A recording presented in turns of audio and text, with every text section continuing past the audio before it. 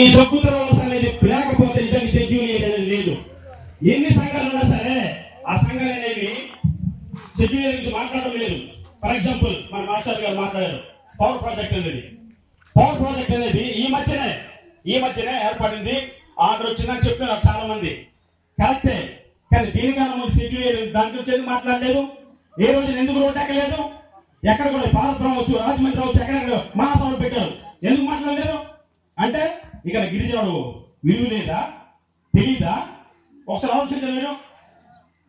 నేననే మాటలు కొంతమంది బాధ కలగొచ్చు, కానీ నువ్వు మాట్లాడదు వాస్తవం. ఎందుకంటే మన పిల్లల భవిష్యత్తు ఈ షెడ్యూల్ ఏరియా ఏర్పడితేనే మనకి భవిష్యత్తు.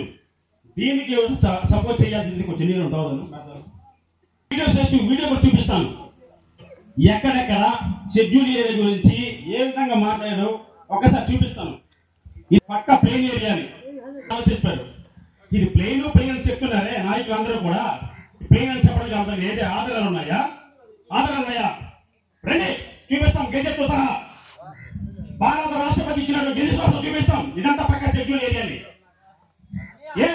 మేము ఇన్ని సంవత్సరాల నుంచి జగ్గు రోజుల పోరాటం చేస్తున్నాము. ఎవరికైనా పోలీసు కేసు అయ్యాయా? ఎవరైనా జైలుకి వెళ్ళారా? ఎందుకు వెళ్ళలేదు? న్యాయబద్ధంగా మన ఊర్లో మన రాజ్యం మన ఊర్లో చేసుకుంటారు. ఫర్ ఎగ్జాంపుల్ సాలూరులో చేశారనుకో, వాళ్ళు ఉండనిస్తారా? లోన్ తో చేస్తారు. 8 మండల సమస్య అన్నారు. 8 మండలాల్లో గిరిజన ఉన్నారు కదా, అవునే కదా?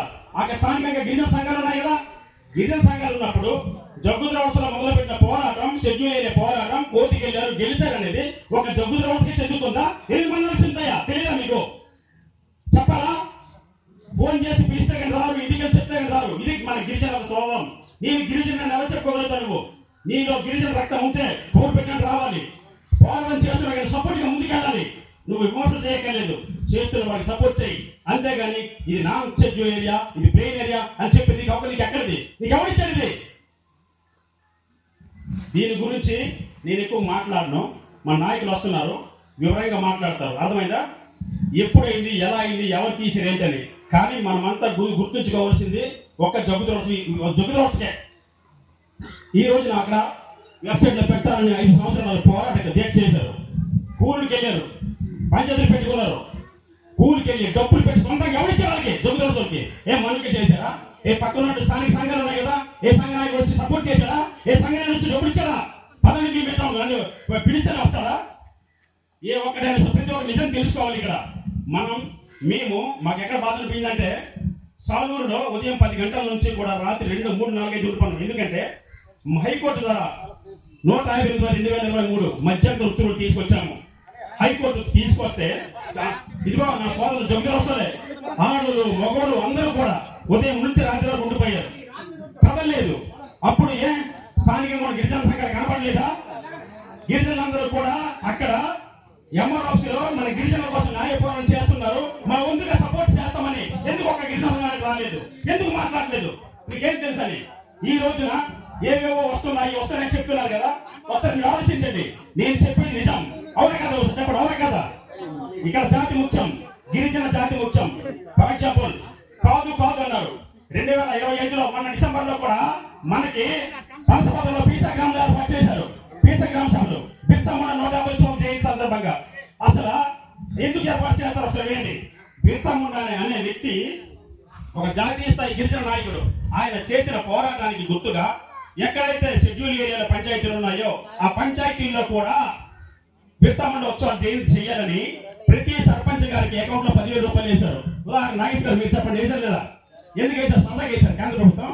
అంటే పీసా గ్రామం సభ్యులు ఉద్దేశించి, ఇవన్నీ షెడ్యూల్ గ్రామాలే కాబట్టి షెడ్యూల్ గ్రామాలను ఉద్దేశించి మనం మీటింగ్ అనేది పెడితే అవగాహన ఏర్పడుతుంది అని చెప్పారు. అలా ఎందుకు పెట్టలేదు తెలుసా? ఇదంతా పక్క ఏజెన్సీ అనే కాబట్టి 170 అమలు చేయాలి చాలా మంది చెప్తుంటారు. గిరిజన సంఘాలు పాంప్లెట్స్ లోనా పేపర్లోనా చేస్తారు తప్ప మాట్లాడలేరా? 170 అనేది ఎక్కడ అమలు చేయాలి? ఎక్కడ అమలు చేస్తారు? ప్లెయిన్ ఏరియా అన్నప్పుడు అమలు చేస్తారా? లేదా నాన్ షెడ్యూల్ ఏరియా అమలు చేస్తారా? 170 అనేది షెడ్యూల్ ఏరియాలో మాత్రం అమలు చేస్తారు. ఇదెందుకు మీకు తెలియడం లేదు? ఏవో కలపడు మాటలు చెప్పేసి ముందుకు తీసుకెళ్లి అక్కడికి రండి ఇక్కడ వెళ్ళిపోతున్నారు తప్ప ఎవడైనా ప్రశ్నిస్తున్నారా? ప్రశ్నించాలి. ముందు మన జాతికి ఉండే హక్కులు, చట్టాలు తెలుసుకోండి. లాస్ట్ విషయం, జగ్గుదల వలస ద్వారా రెండే రెండు గిరిజన సంఘాలు. ఒకటి ఐటీడీఎస్ ఎన్జిఓ, రెండు ఆఫ్సెస్ ఎన్జిఓ. వీళ్ళే కోర్టుకి వెళ్ళి ఎన్ని అర్థంతరాలు కోనం ఏరియా నుంచి అయితే ఒరే నా కొరక నేను వేసేస్తామని చెప్పారు. నువ్వు మమ్మల్ని ఉండనివ్వట్లేదు, నాకు ఉన్నటువంటి చౌదరీసు అలాగే కోముట్లు కూడా మా భూములన్నీ పోతాయి నీ ఇవ్వాలనుకొని. ఒక మనిషికి ప్రాణహాని ఉన్నా కూడా, ఒక మనిషికి ప్రాణం ఉన్నా కూడా తెగించేస్తున్నాడు. ఎందుకు తెలుసా? జాతి కోసం. అవునా కదా? అంతేగాని దీని గురించి ఆలోచించాలి మనం. ఒక ప్రాజెక్ట్ అనేది ఒక దగ్గర ఏర్పాటు చేయాలంటే ముందుగా ఒక పంచాయతీ అనుమతి తీసుకోవాలి. మనతో ఎన్నుకోబడ్డ సర్పంచ్ గిరిజనుడు అయితే, మన యోగక్షేమాలు తెలిసిన గిరిజనుడు అయితే మనకి వ్యతిరేకంగా ఒక గిరిజన సర్పంచ్ సంతకాలు పెడతారా? సంతకాలు పెడతారా? పెట్టడు. ఎందుకు? మనమంతా గెలిపించుకున్నాం, గిరిజన యోగక్షేమాలు తెలుసు కాబట్టి మరి పెట్టకూడదని అంటాడు. అది ఇప్పుడు సమస్య. ముందు నుంచి సమస్య ఏ విధంగా అవన్నీ విషయాలు మాట్లాడాలి, అర్థమైందా? కాబట్టి నేను చాలా విషయాలు మాట్లాడడం లేదు.